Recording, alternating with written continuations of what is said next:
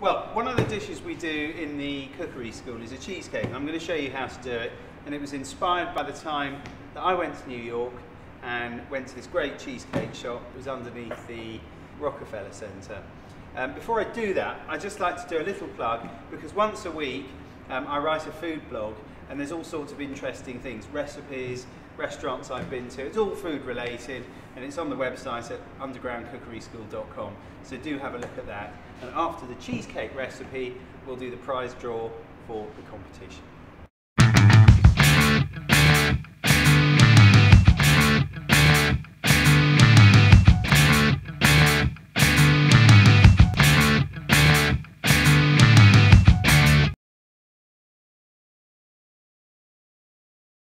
Right, you're not going to believe how easy a cheesecake is to make, and everybody loves it. The first thing we need to do is get the base done. I've already blitzed up digestive biscuits. I've got some melted butter here. I did once try doing chocolate digestive biscuits, because I thought it would be more fun, but it just doesn't work. It doesn't sort of stick together and create a worthy base.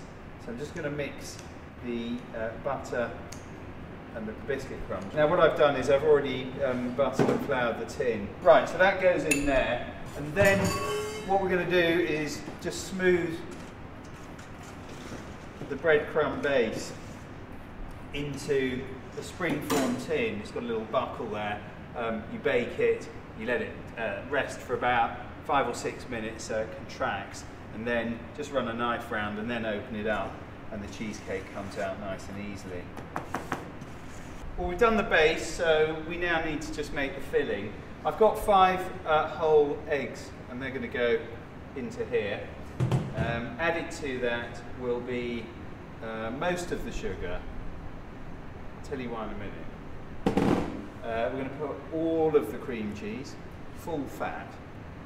The creme fraiche goes in.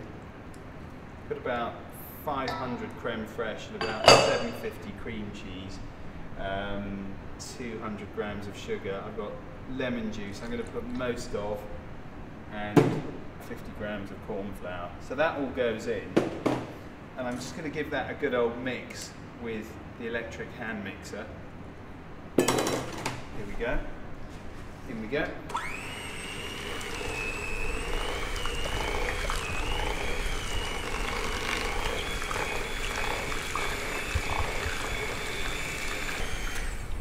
All those ingredients are nicely combined. I'm going to have a little taste.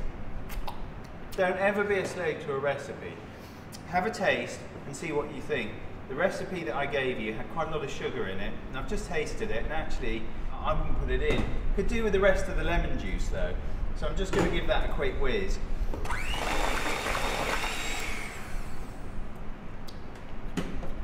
So that's very nice, and actually at this point you can now put whatever you like in here, so you can buy stuff from artisan cook shops and then put ingredients in.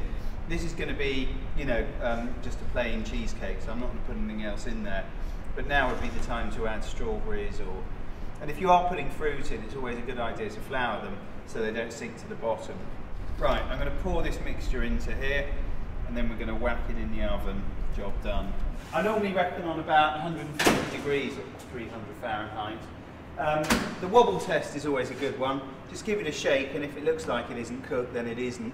Or the toothpick test, where you stick a toothpick in the middle. If it comes out all creamy, then clearly it isn't cooked. If it comes out nice and clean, it is. I like to actually do it 2 or 3 minutes before it's actually properly cooked, so that you can finish cooking it off on the outside, and it's got a nice firmness and it's set. Anyway, we'll have a look at that. I reckon maybe about an hour, but ovens, you know, no oven is the same. So forget cooking times in any recipe. It's all about the oven that you're cooking it in. Right, what I'm going to show you is the best way of getting it out the tin. So I'm just going to get a knife and go all the way round. Now, I think the temptation sometimes is take it out of the oven. Brilliant, let's get it out of the tin. But let it rest for a good 20 minutes. It should contract anyway. If you take it out of the tin immediately, it will just collapse. So you undo the buckle, and then, pretty pleased with that actually.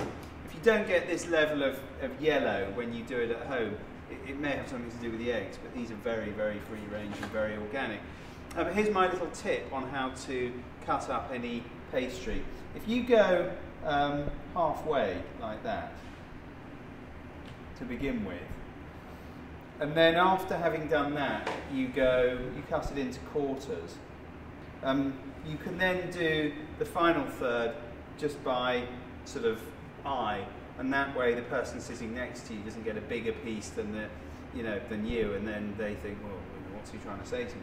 So anyway, you know what I mean. So we're just going to I'm going to cut this. This should yield about 12 portions, and that is, I think, a very good lesson in how to portion up. Stick that on there,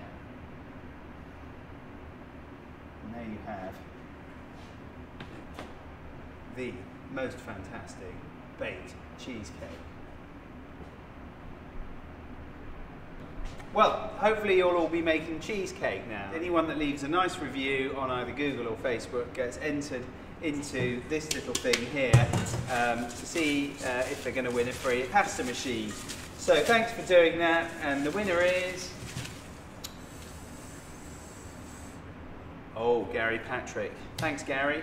I'll see you in a couple of weeks' time, 3 to be exact, when I will be showing you how to make soup.